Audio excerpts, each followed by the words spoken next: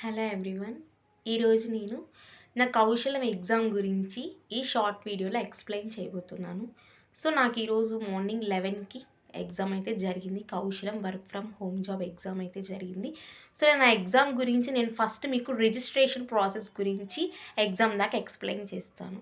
First మీకు mail 3 or 5 డేస్కి ముందలే మెయిల్కి అయితే వస్తుంది అండ్ వాట్సాప్కి కూడా మెసేజ్ వస్తుంది. మీరు మెయిల్కి ఎప్పుడైతే మెసేజ్ వచ్చిందో వెంటనే రిజిస్ట్రేషన్ అనేది స్టార్ట్ చేసుకోండి. మొత్తం 4 సెషన్స్ ఉంటాయి. ఆ 4 సెషన్స్లో 2 సెషన్స్ ఎమ్మటే చేసుకోవచ్చు. బట్ థర్డ్ సెషన్ ప్రొఫైల్ ఉంటుంది. ఆ ప్రొఫైల్ అనేది 2 డేస్కి ముందలే మనం అది రిజిస్ట్రేషన్ అనేది చేసుకోవాలన్నమాట. అందుకని 2 డేస్కి ముందలే మీరు రిజిస్ట్రేషన్ అనేది కంప్లీట్ అయితే చేసుకోండి.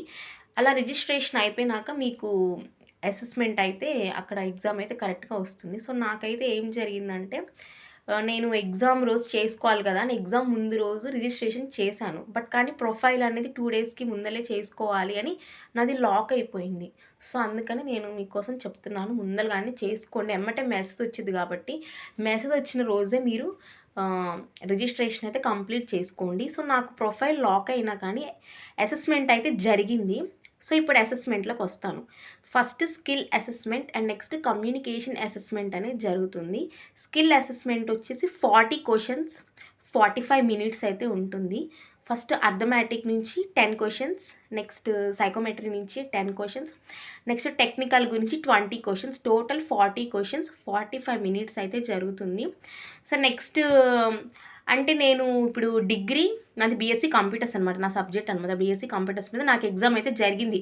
బట్ కానీ మనం యూట్యూబ్లో model papers, Kaushalam exam model papers అవన్నీ ఉంటాయి కదా, వాటన్నిటిని చూసి మీరు మోసపోమాకండి.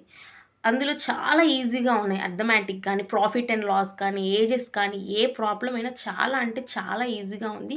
సో నాకైతే ప్రాఫిట్ అండ్ లాస్ ప్రాబ్లమ్స్ కొన్ని వచ్చాయి. నెక్స్ట్ ట్రయాంగిల్స్ లెంత్ విడ్త్ ఇచ్చి కనుక్కోమంటారు. సో అలా వచ్చాయి. నెక్స్ట్ అలా అర్థమెటిక్ 10 వచ్చాయి. నెక్స్ట్ సైకోమెట్రీ అనమాట. సో సైకోమెట్రీ అంటే ఏంటి, మనకి ఎలాంటి సిచ్యువేషన్స్ వస్తే మనం ఏ విధంగా బిహేవ్ అయితే చేయాలి, సో మీకు వర్క్ అనేది ఎక్కువ అయిపోయింది, అప్పుడు మీరు ఏ విధంగా వర్క్ అనేది కంప్లీట్ చేస్తారు వితిన్ డేస్లో అని ఉన్నప్పుడు మీరు ఏం చెప్తారు. అండ్ నెక్స్ట్ ఆ తర్వాత మీ ప్రాజెక్ట్ అయిపోయిన తర్వాత సడన్గా రిక్వైర్మెంట్స్ అనేది చేంజ్ అయిపోయింది, అప్పుడు మీరు ఏం చేస్తారు. సో అలా అయితే సైకోమెట్రీ మీద ఒక 10 క్వశ్చన్స్ అయితే జరిగింది. అండ్ నెక్స్ట్ ఆ తర్వాత టెక్నికల్ రౌండ్.